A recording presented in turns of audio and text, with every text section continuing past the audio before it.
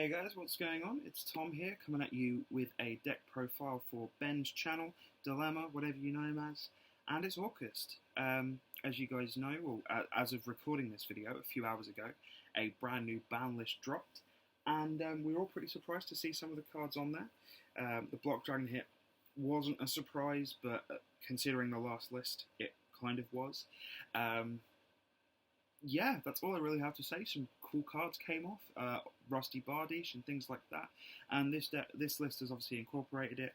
I can say for certain this probably isn't the definitive list, but this is something that I know works, as I've been fishbowling it for the last few hours, and I can come up with some pretty consistent results. So I'll jump straight in, and yeah, let's get started. So I do want to preface this by saying, again, this is just a sort of preliminary list. There are a couple of other engines I want to try out, like the Trickstar engine and things like that, because I feel like that is still pretty good in this deck. It just gives you extra bodies on board and things like that. But I digress. Starting off with the Orcust monsters, 3 of the main man himself, Ding Gearsu, it's Little Ding. Gearsu, the Orcust Mech Knight, not the best starter in the deck, but he does his job. He's really good. If there are any players out there that are budget conscious, there are definitely some alternatives that you can play. Like this, you can play the Dark Warrior package, so you can play your Armageddon Knight, your Greffa, and your Rota. Don't expect the deck to be as good as it can be, but that is an option for you to play if you do decide to play Orcust. Moving on to the rest of the Orcust monsters, we're still playing 3 Nightmare. I like opening Nightmare. Especially because I'm playing Dangers right now, so I think maximizing on your best Orcust monster is pretty smart, because if you open a Danger with it and stuff, you can discard it off of that, or it gives you follow-up play for the next turn because you're summoning Dragoon. This can be your card to discard, things like that. The 2 Skeleton, the 1 Bombard, 2 World Wand, and the honorary Orcust monster being Gizmek. I'm still playing it. Again, it's a free body, it's an extender, it's a chump blocker, whatever you want it to be, it is. It's also really good removal if you're summoning it in your opponent's end phase or something.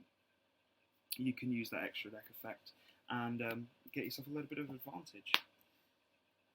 Next, for the supporting cards, the actual best normal summon in the deck, 3 Scrap Recycler alongside the Golem. So this, I think, is the best engine.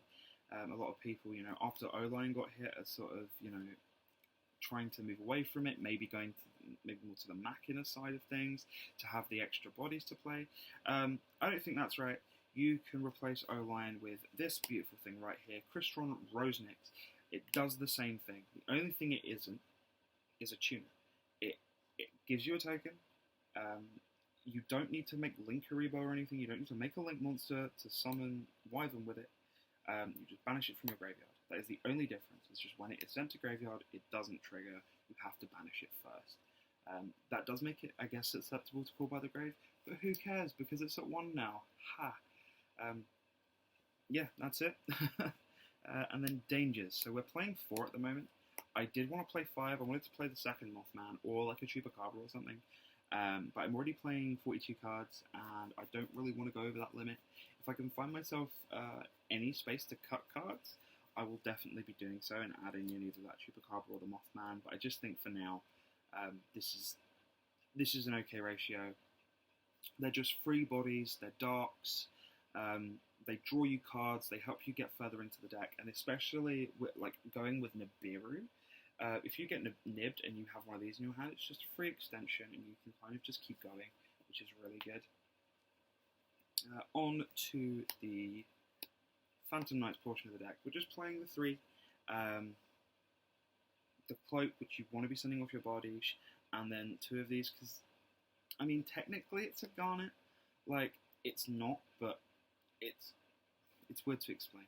But it is a free body, which is important to note. So technically, you could you could just go straight into access code on your next turn. Because if I remember rightly, it's only the turn Bardiche is summoned that you can't summon anything from it.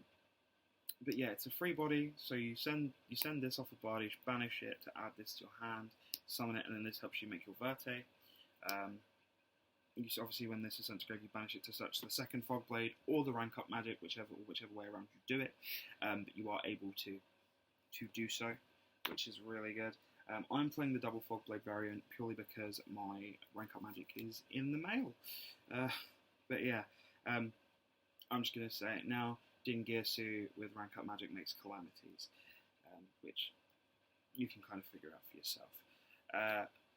Hand traps: 3 Ash Blossom, 2 Ghost Ogre, and 3 Impermanence. I was playing Gamma, but I don't think Gamma's really good for this deck. I'm not playing many spells or traps, so it's rarely going to resolve on my turn. It's mainly just to kind of crack back at your opponent for like punishing your opponent when you're going second. So it's definitely a side deck option, but I don't think it belongs in the main deck of this list. But these are definitely the 3 types of hand trap I think everyone should be playing. I'm only playing 2 Ogre because it's the worst of the 3. Literally the only reason why, so I kind of want to see it less.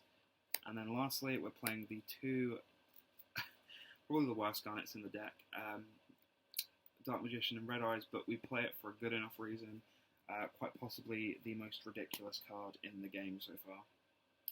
Lastly, well, moving on to spells, we're playing 1 Babel, the 1 Succession to set off of Lib, the 2 Return, and then lastly the 1 Red Eyes Fusion. Pretty standard, I don't really have to explain that much. And then lastly for traps, we're playing the 1 Crescendo and 2 Fog Blade because we get 2 off of the combo. That's it for the main deck. Like I said, it's around 42 cards. I'm pretty sure it's 42 exactly. But onto the extra deck, I'll make this very quick. There are definitely some changes you can make. Again, if you want to make this sort of budget friendly, or if there are certain cards that you don't really want to have to fork out for just yet, there are things you can change. But starting off, we're playing the 1 Link Haribo as our only Link 1. For our Link 2s, we're playing 2 Galatea, 1 IP Masquerena, 1 Verte Anaconda, 1 Scrap Wyvern, 1 Lib, and 1 Christian Halka Fibrax. We very rarely make this. It's kind of win more or less. It's just there in case we really badly brick. I don't really have much else to say on it. That's pretty much it. You don't have to play this. You can find something else to fill its spot. I just like having it for the added ability of knowing that I just have it there in case I do need it. But that's it for the Link 2s. Link 3s, we are playing the Nightmare Unicorn because in the rare occasion that we do make IP, this is our link of choice. Plus it's just really good utility. Sometimes we might want to use it obviously to just out our opponent's monster before making access code or something like that.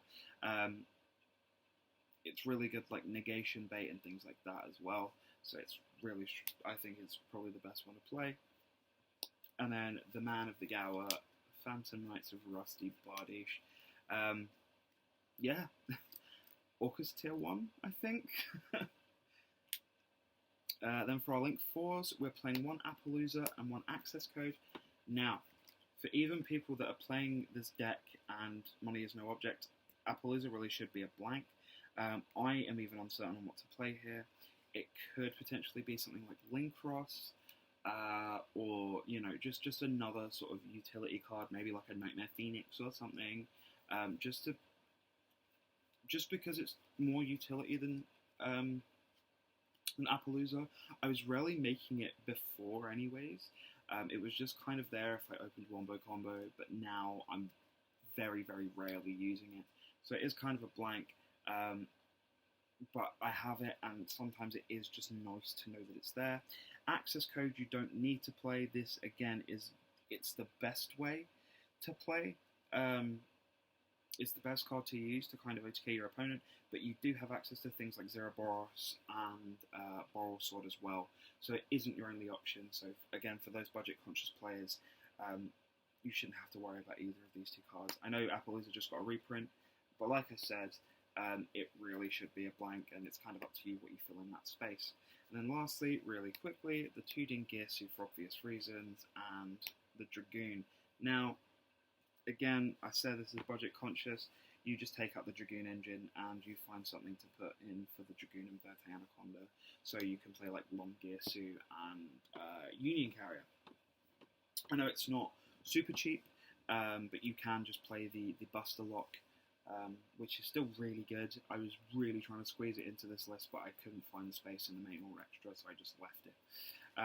Onto the side deck. This is kind of, again, in theory, I haven't really spent much time in the side deck. I've just kind of, whatever my theory has been, looking at the meta, it's kind of been what I've put in this. So use this as kind of like a skeleton and build on it. There are definitely some other cards that I would consider also putting in here.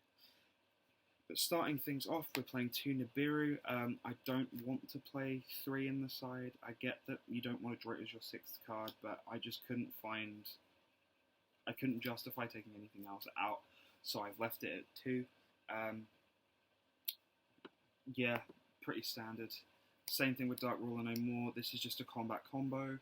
Not much else to say on the matter. I think it's pretty important considering, you know, Infernoble and Dragon Link and things like that are running rampant. I'm pretty sure Eldritch can still do the Synchro boards, if I'm not mistaken. So it's also for that. It's just to kind of, you know, capitalize on the fact that they may not have, you know, a counter trap to stop it. Next, we're playing 2 Cosmic Cyclone. This was originally 3, helps you out the mine and things like that, and just for back row decks. But since the recent limiting of a certain card, Harpy's Feather Duster, we've dropped this to 2, and we've replaced one with a Harpy's Feather Duster. Yeah, I hate back row, so it's a Raigeki, but for back row, so obviously you're going to play it. If you're not playing this card, play it, basically. Again, this card has gotten quite expensive, so you can just play the 3 Cyclone. It's not mandatory to play. It's definitely the best option, but again, you can just play things like Cosmic Cyclone. 3 Forbidden Chalice, which is mainly for Dogmatica, for when they summon Winder. Any deck that's going to summon Winder, or like Numerons as well, it's really important to have. It's just kind of my insurance to make sure that I'm not going to 100% lose to that deck. Red Reboot. I hate the fact that this is at 1. Like, what? I don't get why it went to 1. It's nice that we got Feather Duster back at least, so we've got Reboot and Feather Duster. But I can't really afford Lightning Storms right now, so can we get like Red Reboot back? But yeah, this is just for like the hard push when you want to OTK your opponent, and you just drop this and they can't do anything, which is great. And then lastly, 3 Appointer. So it was between this or Judgment. Judgment is still a good option, but the reason I'm playing Appointer is because typically you're only going to end with 1 card in hand, and they're going to see it anyways because it's going to be discarded for Dragoon. And when you look at your opponent's hand, when you look at your opponent's hand, you see everything, and you know exactly what to discard and what to negate because you get the perfect information. And I just think that's the right way to go. Certain decks might want to play things like Judgment, but I think with this deck, especially because you're not giving any information away to your opponent because you're only going to have 1 to 2 cards in hand, is really good. Yeah, that's all I really have to say on it. But that's it for the profile. Thank you so much, guys, for watching. If you liked what you saw, feel free to give us a like. Leave a comment in the description down below, and I'll personally try and answer as many as I can. Feel free to give the channel a subscription. Ding that notification bell. Haha. I'm sorry. Yeah, feel free to give the channel a subscription, and stay tuned for more Yu-Gi-Oh content. Thank you so much, guys. Have a wonderful day. Goodbye.